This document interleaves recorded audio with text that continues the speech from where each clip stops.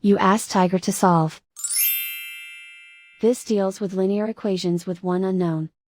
The final result is x equals 13. Let's solve it step by step. Group all constants on the right side of the equation. Subtract 4 from both sides. Simplify the arithmetic.